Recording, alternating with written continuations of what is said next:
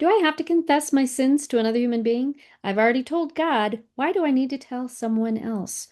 Well, James tells us, confess your sins one to another so that you may be healed.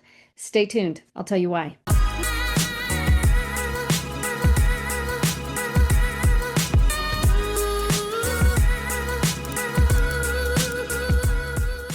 James, the brother of Jesus, writes in his epistle in James 5, verse 16, confess your sins to one another so that you may be healed. Well, this is a question I often get. Do I have to confess my sins to somebody else? I've confessed them to God. Why do I need to share it with somebody else?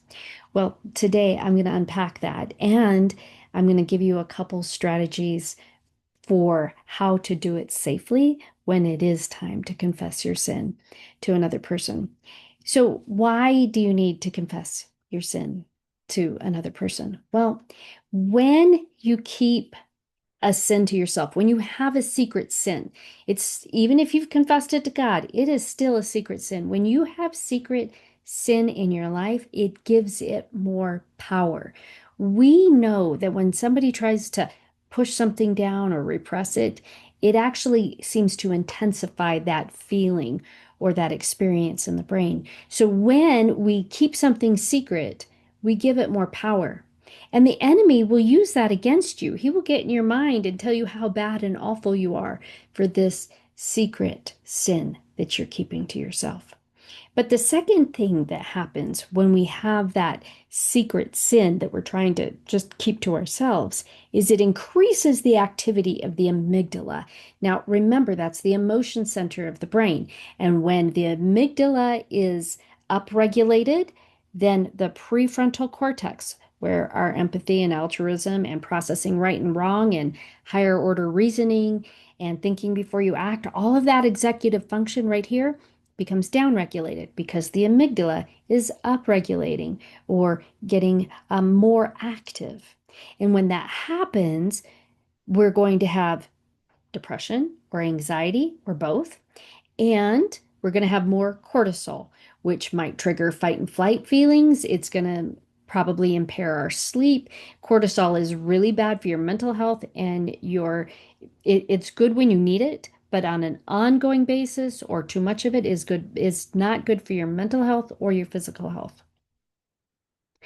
The third thing that happens when we choose not to keep that secret sin, when we confess that sin to another person, is that is going to create a little bit of a trust response, assuming you picked a safe person, and we'll come back to that. And that's going to give you a little bit of oxytocin. And as you get that oxytocin, you're going to have a sense of peace come over you because those little bits of oxytocin gives us a sense of safety, of peace, of contentment and calm. And finally, when we bring a secret sin into the light, not only does it begin to lose its power, but now we have somebody who can walk the road with us, who can help hold us accountable, who can encourage us in our journey. Now, I know that not everybody is safe for you to go confess your secret sin to, or you're not secret sin, just whatever it is you're struggling with or going through. I know not everybody is safe for that. So the three things that I would say about that is number one, remember not to try to just press those feelings down. When you just push those down, let's say you're dealing with jealousy or bitterness or uh, covetousness, when you try to push those down, it tends to intensify them.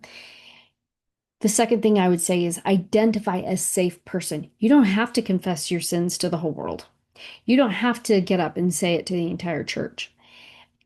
But find one safe person, one person who you know will not judge you or shame you or criticize you or belittle you, but who will just listen and love on you. Identify one safe person with whom you can confess your sins. And then three, pick the right time. Timing is critical. This is not a 5-minute conversation when you sit down and say, this is what I'm struggling with.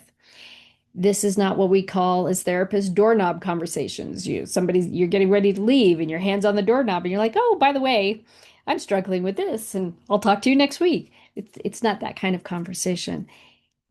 It needs the time and it deserves the time to really allow you to confess and then get some feedback. I hope these tips have been helpful to you. Until next time, may the Lord bless you and keep you.